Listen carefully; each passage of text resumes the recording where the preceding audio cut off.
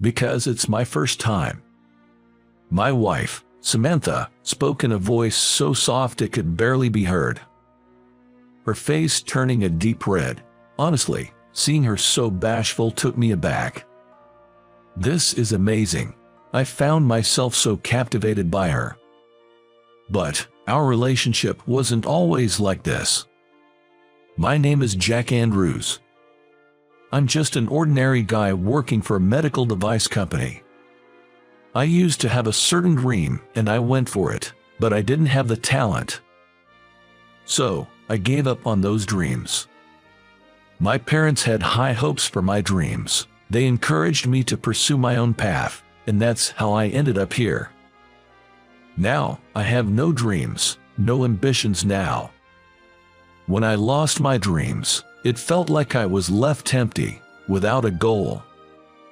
You could say, marry someone and start a beautiful family, but unfortunately, I'm a bachelor with no girlfriend. It honestly pains me that I can't let my mothers see their grandchildren, but I have no choice. I can't give them what I don't have.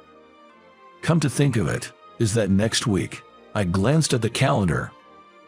Actually, I've been asked by my parents to return home next week. They live in the same state, a short train ride away, so it's no big deal, but they called in a serious voice, saying they have important matters to discuss. Judging from Mom's demeanor, it's not just anything. They are laid-back parents who rarely ask me to come home. Surely something must have happened. Given that I haven't provided them with grandkids, I want to be a good son in other ways. If they ask a favor, I decided to accept it. The day came. I returned to my childhood home after a long while. My parents run a diner, with the shop on the first floor and their home on the second. As a child, I used to boast, I'll take over the shop, but I lacked the talent for cooking and gave up on that path. That's why I'm hesitant to return home. But it's strange. They should be open every day except Thursday. It's odd, the shop sign isn't out. Are they closed just for today? I'm home, Dad, Mom, I'm back. Opening the door to the diner, both Mom and Dad were there. But they were both somewhat thin and their faces were pale. What happened to you two? I hastily approached them and they explained the situation, heads bowed. Apparently, a family restaurant opened up nearby, and our diner started losing customers. They tried their best to bounce back, but the customers only dwindled. When Dad started investigating why we had such a sudden drop in customers, he said there were anonymous rumors flying around about my dad's restaurant. Claims of seeing cockroaches, or the diner being dirty due to its oldness. There were strange rumors going around. There's no way to stop what people say. Despite my parents' efforts, the business sales only continued to decline. They even ended up in debt, which eventually made it impossible to keep the diner open. Even if we close the diner, the debt remains. Worst case, we might have to sell our home. We're sorry if you lose home to return to. Dad had tears of frustration in his eyes. His voice was shaking, and I've never seen him like this. Can't something be done? At least about the debt. The debt is $80,000. We are looking for a place to get a loan, but... Dad hung his head down. He must have done all he could. But without any solutions, he confessed to me. In desperation, I turned my gaze to Mom. And Mom, can't you ask for help from your friends? Well, I did talk to them, actually. One of my friends mentioned she might be able to help, but there is a condition. I leaned in, eager to hear more. Regardless of what the condition was, it was worth listening if help was on the table. Yet, Mom kept her head down, hesitant to elaborate. Encouraged by Dad, Mom finally broke her silence. The condition: she proposed marriage to her daughter. What? You know I used to go to the flower arrangement class, right? That's where I met her. Her husband is a CEO of a leading company, and their daughter apparently doesn't have anyone she's seeing. According to Mom, this daughter, Samantha, is shy and hasn't been able to find a partner, even though she wants to get married. This friend of Mom's seems to be very family-oriented, and said she would be willing to help us out if I marry Samantha and become part of their family. But Chag has the right to choose his own partner. I don't want to deprive your future because of our debts. No, I'll take the deal. I told my decision to my worried mother. I couldn't take over the family business. I couldn't protect this place that had always been precious to me since I was born. So, if getting married is what it takes to save the business, I'll do it. And after all, she's a CEO's daughter. It's a rare opportunity for an ordinary guy like me to have a connection with someone like that. There was a part of me that thinks it's a lucky break, the chance to help the business and maybe gain a partner and some connections. There weren't many downsides for me, so I decided to go ahead with it. But I see why she's not finding a husband. The day I met with Samantha, that was the thought running through my mind. She must be shy, indeed. Her gaze occasionally wandered away, like she couldn't look directly at me. On the other hand, I couldn't take my eyes off of Samantha. Well, to be more accurate, off her figure. Her double chin was so prominent that it looked like she didn't have a neck. And not just her neck. She didn't have a waistline. Typically, even average-sized women have some curves. But Samantha had none. If I were to compare her shape to something, it would be to a certain Blue, the line-shaped robot from the future. I don't like to criticize people's appearances, but I have to admit, she had a strong impact. If you ask me if I wanted to marry her, I'd say no without hesitation, but I am not in the position to say that right now. Nice to meet you, I'm Samantha. I'm Jack. Pleasure to meet you. Samantha shyly responded and made her greeting. I also nodded in response, and after discussing, we officially became engaged. A month later, we got married and officially became a couple.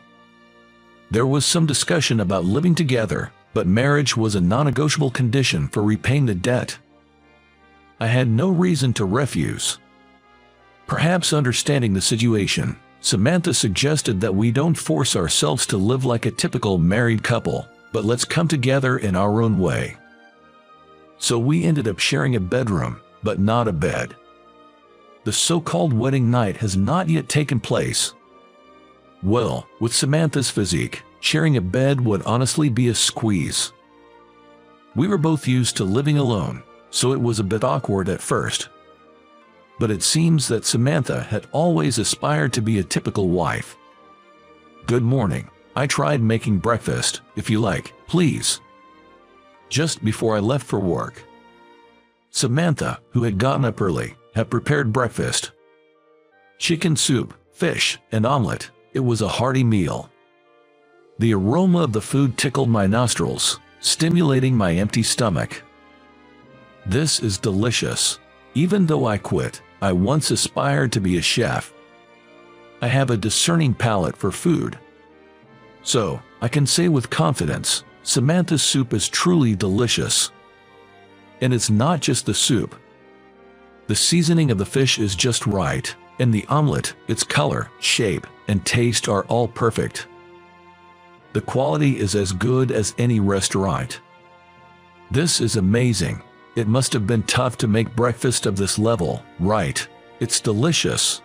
I was so engrossed in my breakfast, Samantha's face gradually turned red. I'm glad. Be confident. I'm a diner owner's son. After all, Samantha, you're a great cook.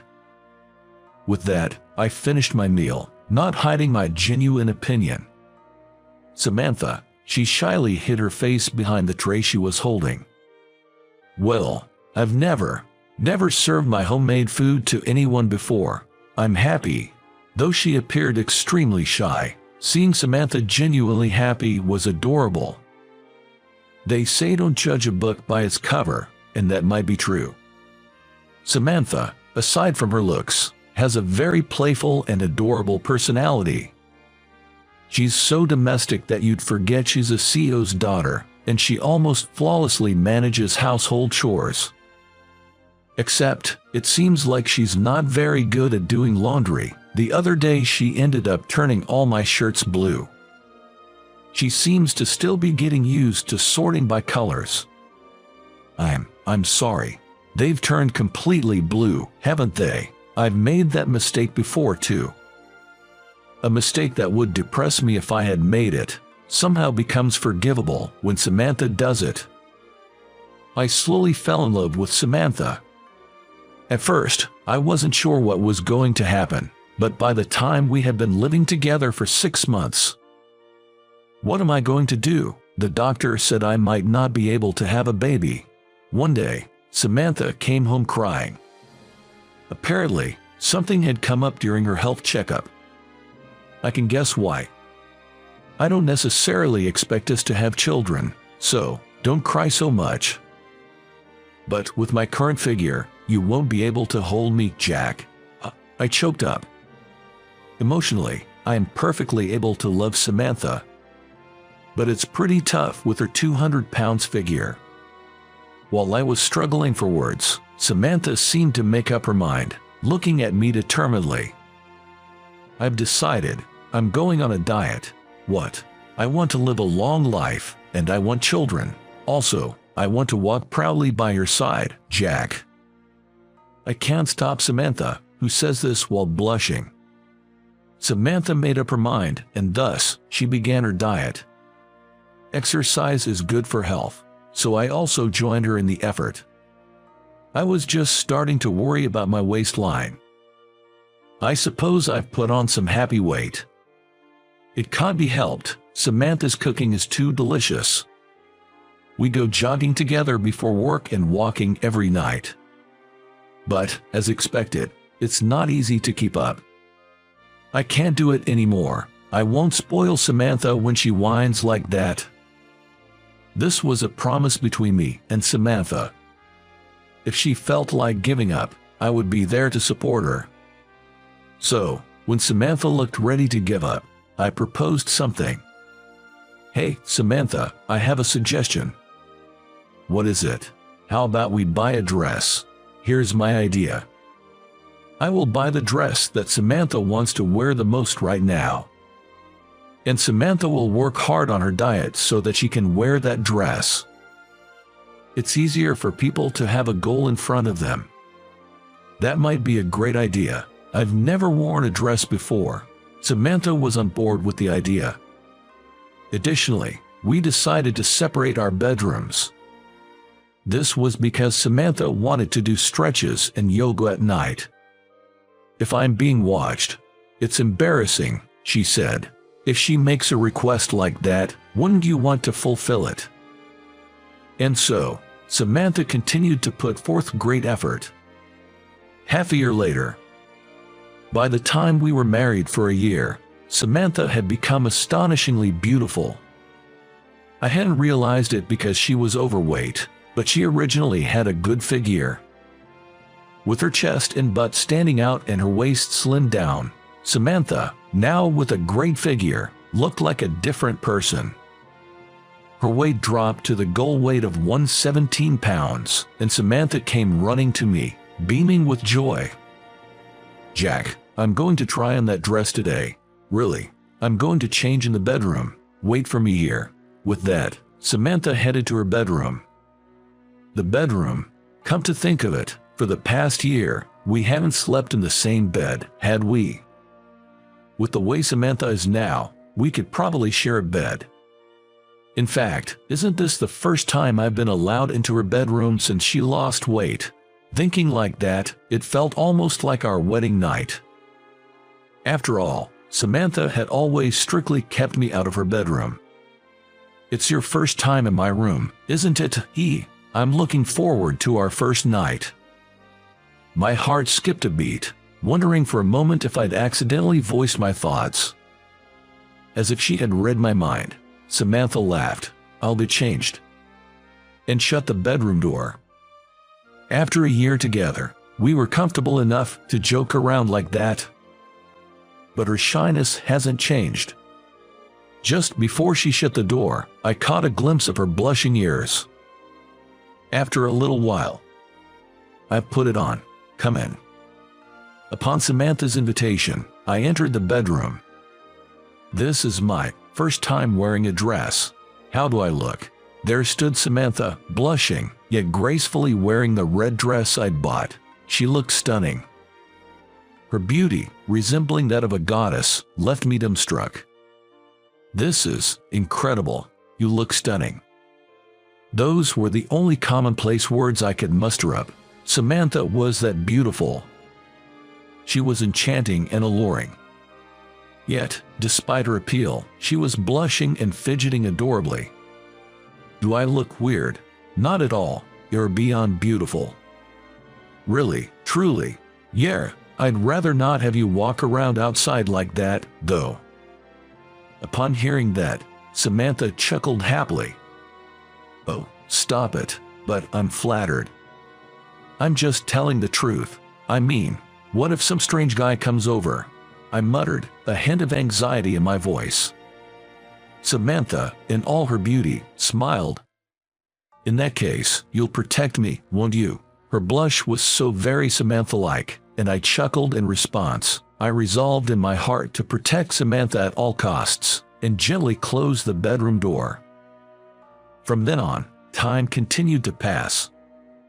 Welcome. Believe it or not, I took over my dad's restaurant.